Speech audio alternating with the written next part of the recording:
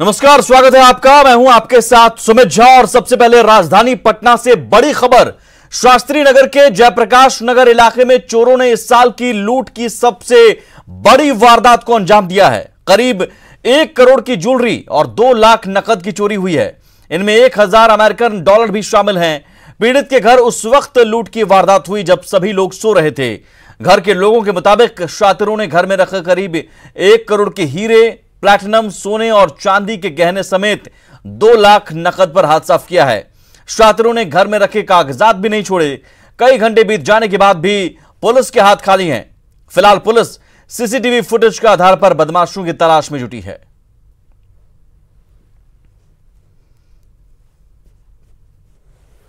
खिड़की तोड़कर, खिड़की में लोहा का शटल था, लोहा का शटल तोड़ करके और खिड़की का जो पल्ला था वह पल्ला भी तोड़ दिया गया, नीचे कर दिया गया था और आराम से जो है लोकर से निकाल करके सारा सामान लेकर के चला।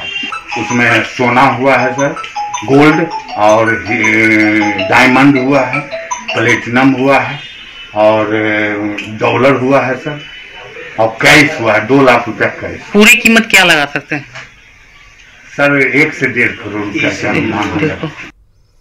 और इतनी बड़ी चोरी, इतनी बड़ी लूट तब हुई जब लॉकडाउन है। अब सवाल है कि लॉकडाउन के बीच इतनी बड़ी चोरी की वारदात कैसे हुई?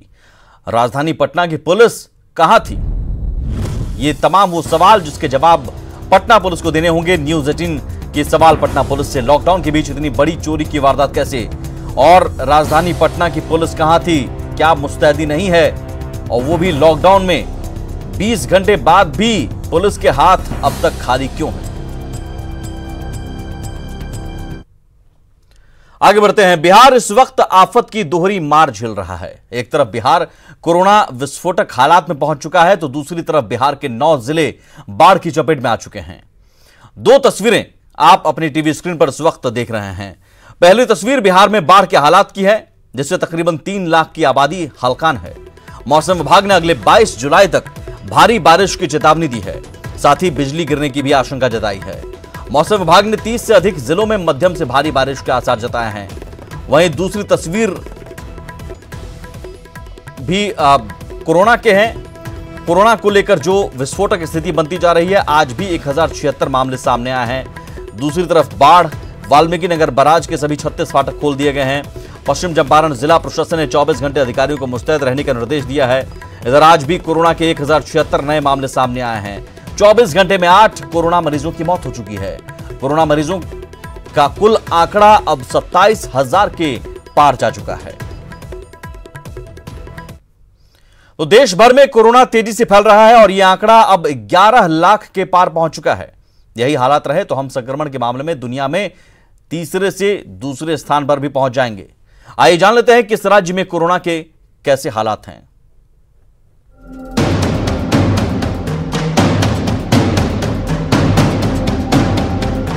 कोरोना संक्रमण के मामले में दुनिया में तीसरे पायदान पर पहुंचने के बाद भी भारत में कोरोना की रफ्तार पर ब्रेक नहीं लग रही है। पिछले 24 घंटे में ही देश में कोरोना से संक्रमित 40,400 से ज्यादा नए मरीज मिले हैं और कोरोना संक्रमितों का आंकड़ा 11,18,000 के पार पहुंच गया है। हालांकि इनमें से 7 लाख से ज्यादा लोग इलाज के बाद ठीक भी हो चुके हैं।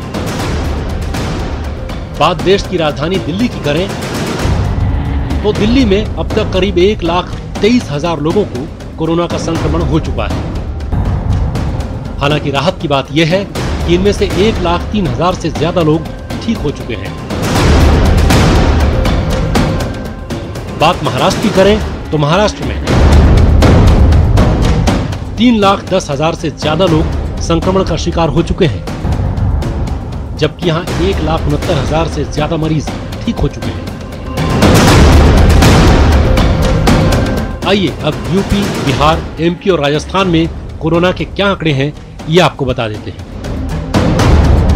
यूपी में 49,000 से ज्यादा लोग संक्रमित हो चुके हैं, जबकि 29,000 से ज्यादा लोग ठीक हो चुके हैं।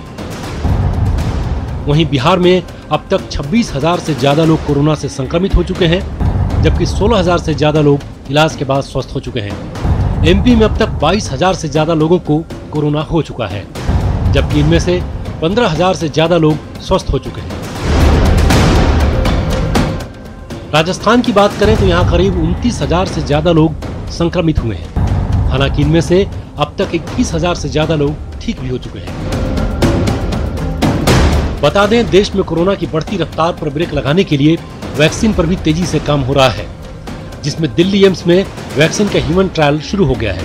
ह्यूमन ट्रायल के लिए एम्स से अब तक 1,000 से ज्यादा लोग संपर्क कर चुके हैं। उम्मीद यही है कि साल के एंड तक या अगले साल के शुरू के महीनों में वैक्सीन भारत में आ जाएगी। ट्रायल्स अब फेज़ 1 के शुरू हो गए हैं और 4 वैक्सीन जो हैं वो काफ़ी आगे स्टेज में भारत में ही आ गई हैं और होपफुली वैक्सीन जब आ जाएंगी तो केसेस एक और हमारे पास वेपन हो जाएगा कोविड-19 से लड़ाई जो हम लड़ रहे हैं उसके लिए, और हम आगे जाके जीतेंगे इसमें। जब तक वैक्सीन नहीं बन जाती तब तक सावधानी अपनाकर ही कोरोना से बचा जा सकता है। Bureau report, news 18 network.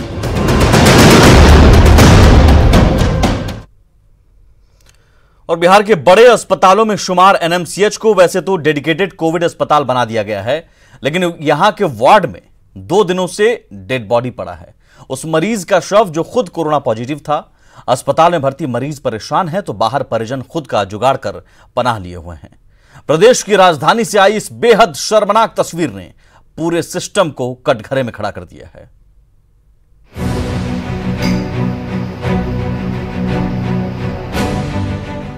Nalanda medical college और अस्पताल यानी एनएमसीएच पटना के अगमकुआं इलाके में स्थित 4 दशक पुराना ये सरकारी अस्पताल उन गिने चुने अस्पतालों में है जिसे बिहार सरकार ने डेडिकेटेड कोविड हॉस्पिटल बनाया है। मतलब कोरोना के संक्रमित मरीजों का ही यहाँ इलाज होता है। लेकिन न्यूज़ 18 आज आपको इस अस्पताल की ऐसी सच्चाई से रूबरू कराने जा रहा है जिसे देख और सुनकर आपके होश उड़ जाएंगे। आप सोच में पड़ जाएंगे कि आखिर हेल्थ सिस्टम इतना लापरवाह कैसे हो सकता है। पहले इस वीडियो को देखिए, गौर से देखिए। अस्पताल के कोविड वार्ड में बिस्तर पर कपड़े से ढका ये शव कोविड मरीज का है और उसके बगल में दूसरे मरीज बिस्तर पर पड़े हैं। वायरल हुआ ये वीडियो खुद इस अस्पताल में भर्ती महिला मरीज के परिजन ने अपने मोबाइल फोन से बनाया है। हमारी मंशा कोविड वार्ड के अंदर की तस्वीरें दिखाने की कतई नहीं थी, लेकिन सोते हुए हेल्थ सिस्टम को जगाने की हमारी कोशिश ही थी जिसने परिजन को भी न्यूज़ 18 पर अपनी बात रखने का मौका दे दिया। डेड बॉडी कल दोपहर से पड़ा हुआ है, उसको हटा नहीं रहे हैं। कंप्लेन 3-4 बार किए हैं तो आधा घंटा बता के हटाया नहीं जा रहा है। उसकी वजह से मेरी माँ को तबीयत और ख़राब हो रहा है, खाना नहीं खा रही है, कल शाम ही से नहीं खाना खा रही है। आपने उस वीडियो में बखूबी दिखाया जो गमछा जो ओढ़ा हुआ व्यक्ति है, जो डेड बॉडी है, वही है। हाँ, वो डेड बॉडी है। अच्छा। महक निकलने वाला है उसमें से। सुना आपने खुद उस शख्स की जुबानी जिसकी मां उस वार्ड में भर्ती हैं, जहां पर कोरोना संक्रमित मरीज की मौत के बाद उसका शव पड़ा हुआ है। बेशर्म हो चुके अस्पताल के प्रबंधन को इसकी जानकारी है, क्योंकि खुद मरीज और उनके परिजनों ने बार बार शिकायत की है, लेकिन मर चुके सिस्टम से उम्मीद भी कैसी। चलिए इसी अस्पताल की एक दूसरी तस्वीर भी आपको दिखाते हैं। हॉस्पिटल के बाहर प्लास्टिक के शेड में कुछ सामानों के साथ बैठे ये वो लोग हैं जिनके रिश्तेदार कोविड पेशेंट हैं और एनएमसीएच में भर्ती हैं, लेकिन व्यवस्था की मार ऐसी कि बगैर किसी सुविधा के, साफ सफाई के ये ऐसे ही हफ्तों से यहाँ पड़े हैं। बेबसी का दर्द सुन लीजिए। वही बिस्कुट नमकीन जो हम बाहर से लाके खा रहे हैं, ये देखिए कार्टून लाते हैं पानी का, ये पानी का कार्टून एक ही बार ले आते हैं जो इससे हम इस्तेमाल कर रहे हैं।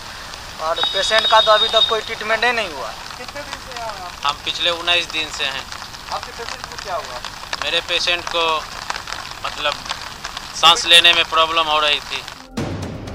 तो वार्ड में डेड बॉडी पड़ा है, वहाँ भर्ती मरीजों ने खाना पीना छोड़ दिया है। कहीं परिजन भगवान के भरोसे खुले में रहने को मजबूर हैं, लेकिन अस्पताल प्रबंधन है कि हालात से निपटने की बजाय मरीजों को उनके ही हाल पर छोड़ दिया है। ऐसे में न्यूज़ 18 सवाल पूछ रहा है, आखिर 2 दिनों तक वार्ड के बेड पर कैसे पड़ा रहा शव? क्या एनएमसीएच में मरीजों को देखने वाला कोई नहीं? एनएमसीएच प्रबंधन जिम्मेदारी से क्यों भाग रहा है? कोविड डेडिकेटेड एनएमसीएच में यह कैसा इंतजाम? स्वास्थ्य महकमा आखिर कुंभकर्णी नींद से कब जागेगा? सवाल कई हैं, जिसका जवाब शासन और प्रशासन को देना ही होगा। वैसे कोविड की तैयारियों का मुआयना करने 3 सदस्यीय केंद्रीय टीम भी बिहार दौरे पर है। क्या ये तस्वीरें भी सेंट्रल टीम को नजर आ रही हैं? न्यूज़ 18 के लिए पटना से ब्रिजम पांडे की रिपोर्ट। और अब आपको हम पिछले 5 दिनों में कोरोना के आंकड़ों का ग्राफ दिखाते हैं, जिससे जाहिर होता है कि बिहार में कोरोना विस्फोटक स्थिति में पहुंच चुका है। देखिए कैसे तेजी से कोरोना के आंकड़े बढ़ रहे हैं। 16 जुलाई को 1385 नए मामले सामने आए, 17 जुलाई को यह बढ़कर 1742 हो गए, 18 जुलाई को 1667 नए मामले सामने आए, 19 जुलाई को 1412, 20 जुलाई को 1076 नए मामले सामने आए हैं।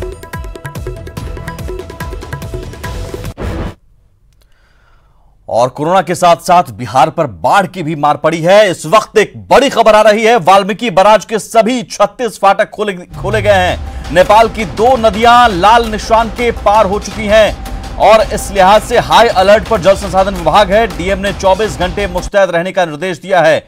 गंडक नदी में 4.5 लाख क्यूसेक पानी बढ़ेगा और जाहिर है यह बड़ी तबाही ला सकता है ये पानी। और सबसे बड़ी बात कि वाल्मीकि बराज के सभी 36 फाटक खोलने पड़े हैं। इसी से आप अंदाजा लगा सकते हैं कि हालात कितने भयावह होने वाले हैं। गंडक नदी के जलस्तर में लगातार तेजी से बढ़ोतरी होती जा रही है और यही वजह है कि गंडक बराज के तमाम फाटकों को 36 फाटक हैं वाल्मीकि नगर गंडक बराज में, उन तमाम फाटकों को खोल दिया गया। इस वक्त हम आपको तस्वीर दिखा रहे हैं और जल स्तर के बढ़ने से उन तमाम जिलों को खतरा बढ़ सकता है, खासकर गोपालगंज, सारण, वैशाली, बेतिया और बगहा जैसे जिलों को। और पूरी तरीके से बिहार सरकार अलर्ट मोड में है। जल संसाधन विभाग के अधिकारी भी अलर्ट मोड में है। लगातार स्थितियों पर नज़र रखी जा रही है। लेकिन इस वक्त हम आपको तस्वीर दिखा रहे हैं गंडक बराज के फाटक को दिखा रहे हैं, जो तमाम फाटकों को 36 फाटक हैं, उन तमाम फाटक को खोल दिया गया है और पानी का डिस्चार्ज हो रहा है। तो इस वक्त अपडेट यही है कि लगभग 3.25 लाख क्यूसेक पानी का डिस्चार्ज लगभग 8 बजे के आसपास हुआ है और कल सुबह में 4 लाख क्यूसेक क्रॉस करने की संभावना है। तो स्थितियां कई बिहार के कुछ जिलों में ख़राब हो सकती हैं और यही वजह है कि पूरी तरीके से जो जिला प्रशासन के लोग हैं वो अलर्ट मोड में हैं और बिहार सरकार भी पल पल की निगरानी रख रही है। कैमरामैन सुबोध के साथ आनंद अमृतराज, न्यूज़ 18 नेटवर्क, वाल्मीकि नगर। और बिहार में हर बार क्यों बाढ़ आती है, इसकी वजहों को भी जानना जरूरी है। दरअसल नेपाल पानी छोड़ता है तो बिहार के कई इलाके डूब जाते हैं। फरक्का बराज की वजह से बिहार में बाढ़ आती है। जरूरत के हिसाब से बिहार में तटबंध नहीं है। जल ग्रहण क्षेत्रों में पेड़ों की अंधाधुंध कटाई भी हो रही है और पेड़ों की कटाई की वजह से कटाव ज्यादा होता है जब भी पानी होता है। और यही वजह है कि हर साल बिहार में बाढ़ तबाही लेकर आती है। और इसी के साथ इस बुलेटिन में इतना ही, लेकिन आगे भी खबरों का सिलसिला लगातार जारी है। नमस्कार।